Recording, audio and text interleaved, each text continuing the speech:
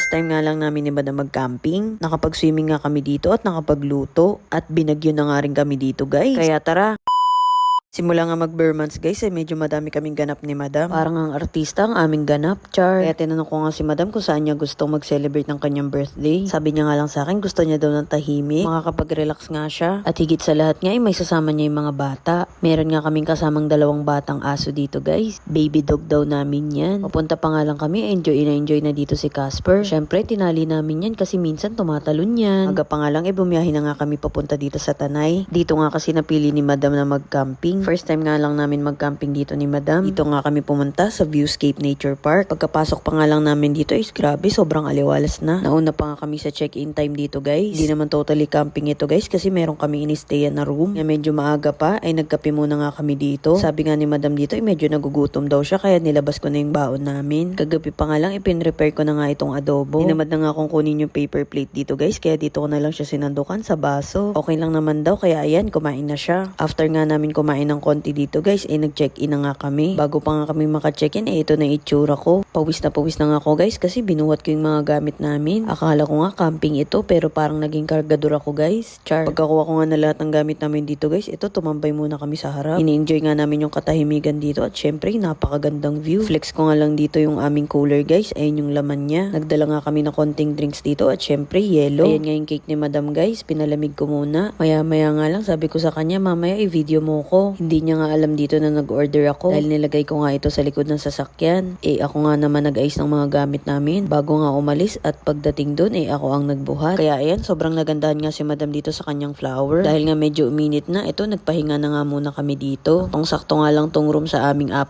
guys. Ang nakakatuwa nga dito sa pinuntahan namin pet friendly. Tingnan nyo nga naman sobrang enjoy yung dalawa. Pwede ka nga rin naman mag-tent dito guys. Pero ang iniisip kasi ni Madam baka umulan. Kaya ayan, nag-room na lang kami. Maya nga lang inaya ko na mag-swimming dito si Madam. Tingnan nyo nga naman yung swimming pool nila dito guys. Sobrang ganda. Para ka nga pumunta dito sa Sapa, Vietnam. At yung tanawin nga doon ayun trend na lang nga yung kulang. Parang Vietnam na. Aura-aura nga lang kami dito ni Madam guys. Pero kung totoo, sobrang lamig nito. Sabi ko nga sa kanya, mag-picture lang siya at mag-video at pwede na kami umahon. Syempre, isa nga rin to sa pinunta namin dito, yung scenery at yung katahimikan. Plus points na nga lang itong swimming pool guys. Medyo pahapon na nga rin ng time na to kaya sobrang lamig. Wala ka nga rin ingay na maririnig dito guys. Bukod nga sa makulimlim, medyo pahapon na rin kaya doble-doble na yung lamig. After nga ilang minuto lang dito guys, umahon na nga kami. Kasi sabi ni Madam, sobrang nilalamig na daw siya. Sabi ko nga, sige tara, ahon na tayo. Total, meron ka naman ng pang my day, char. Pag ahon nga namin dito guys, merong mga nagagalit na batuta. Ayan nga sila dito guys, nagwawala sila. Bakit daw hindi namin sila isinama? Bawal nga ni. Pagka-ahon nga namin ni Madam, biglang umulan. Habang umuulan nga, may nakita pa kaming rainbow. Ito namang isa, sobrang sweet. Para akong ginawang ice cream dito. Dahil nga sobrang lamig, sabi ni Madam, magkape daw kami. At mabuti na nga lang, nadala ko tong in-order ko sa TikTok. Ito nga yung lutoan at butane na na-order ko. Nakakatawa nga dito, marunong na nga kami magbukas ng butane, char. Bukod nga sa pagkakape, ang pinakamasarap nga after swimming yung kumain. Tapos ang baon nyo pa adobo. Perfect talaga guys. Pahinga nga lang kami at kinagabihan, ganito nga ang view namin. Sobrang tahimik talaga dito guys, wala akong masabi. Kaya sabi ko kay Madam, tara balik tayo dito. Higit sa lahat meron ngang signal dito guys. Kaya sobrang nag-enjoy din kami talaga dito. Kinagabihan nga, nakapandong ako dyan. Kasi yung isang sombrero na dala namin, suot na ni Madam. Nagluluto na nga kami ng dinner namin dito guys. Meron pa naman yung niluto kong adobo pero sabi ni Madam dito, dagdagan daw namin. Ito nga yung nabili namin noong nakaraan, yung Wagyu. Inuutusan nga lang ako ni Madam dito kasi siya talaga yung nagluluto nito. Sabi ko nga sa kanya, ako na lang magluluto. Sabihin niya na lang kung anong gagawin. Sobrang ganda nga nung nabili kong kalan nito guys. Kasi kahit sobrang hangin dito, hindi namamatay yung apoy. Diba, bongga. Nilagay ko nga lang ng konting oil at ginisa ko itong bawang. Kasi gusto nga namin sa bawang medyo sunog. At nilagay niya nga itong mga Wagyu daw niya. In fairness dito sa Wagyu, magkano lang namin nabili to pero sobrang sarap at lambot niya. Luto ko nga lang to ng mga ilang minuto guys. Habang malamig yung panahon dito guys, nag-e-enjoy ako magluto kasi naiinitan yung katawan ko. Maya nga lang malapit na nga ito maluto. Sabi ko nga sa kanya, pagkahangon nito, kainin na namin agad. Sa sobrang lamig ba naman dito, lalamigin talaga siya. At ayun na nga, hindi na nga napigilan. Kahit nga sobrang lamig dito, may dala pa nga kaming fruit salad guys. Diba, nauna pa sa Pasko. After After nga namin kumain, nag-chill na lang kami dito. Mabuti na nga lang, may na-download ng mga movie si madam. And kinabukasan nga, ito naman yung view natin. Grabe, sobrang lamig. Snow yarn, char. Maaga nga kami nagising dito ni madam kasi yung ibang tao dito gising na rin. Talagang inaabangan nga namin dito yung Sea of Clouds. Inantay ko nga lang si madam dito makapag-ayos at maglalakad-lakad na kami. Umakyat nga lang kami dito at ayan yung view, 'di ba? Sobrang ganda. Marami nga rin nagpi-picture nung time na to. After nga nila mag-picture dito sa parang pang bonfire, kami naman nag-video. Grabe, sobrang relax nga sa isip nung time na to. Walang ibang bukang bibig si madam dito kundi babalik daw kami. Kaya sabi ko naman sa kanya, oo naman, lapit-lapit lang nito. Ito nga yung mga bagay at moment na hindi mo mabibili. Hindi mo nga siya mabibili pero forever na memories sa isip mo. Kahit nga hindi ko birthday, parang birthday ko dito. Kasi sobrang nag-enjoy ako at alam ko nag-enjoy din si madam. Meron nga pala sila ditong coffee shop kaya nagkape nga muna kami dito habang nakatambay. Meron din pala kaming free breakfast. Since medyo hindi pa kami nagugutom, pina-take out na lang namin yung breakfast namin, guys. Tingnan nyo nga naman si Clover dito. Pabebe sobra siguro kasi nilalamig siya. Kinuha ko na nga yung free breakfast dito, guys. Habang inaantay nga ako nila Clover, ayan, binagyo na nga sila dito, guys. Ayan o, parang babaliktad nga yung dome nila dito. Grabe, sobrang lakas ng hangin. Iba-ibang weather na ngayon nasaksihan namin dito, guys. Grabe, sobrang mabilis magbago. Parang mood nga ni madam yung pagbabago ng weather dito, guys. Ang bilis. Maya-maya nga lang, nilagay ko na nga sa kwarto namin yung nakuha kong take out. At binalikan ko na nga sila at kumuha ko ng plastic para maibalot si Casper. O, diba? Camping pa more. First time mag-camping na, binagyo pa, char. Maya-maya nga lang, ito na naman yung mood. O, diba? Tapos na yung bagyo. Tapos na nga yung bagyo dito, guys. Pero mahangin pa. Grabe, sobrang lakas ng hangin. Nung umaraw nga ng konti at nakapagligo na nga kami, andito na nga si birthday girl, nag-aura-aura. Happy birthday nga sa'yo, madam. I know na nag-enjoy ka sa trip natin na to. Drama yarn, char. O siya, guys. Thank you for watching. Marami pa nga tayong i-upload ng mga videos, guys. Yun lang, guys.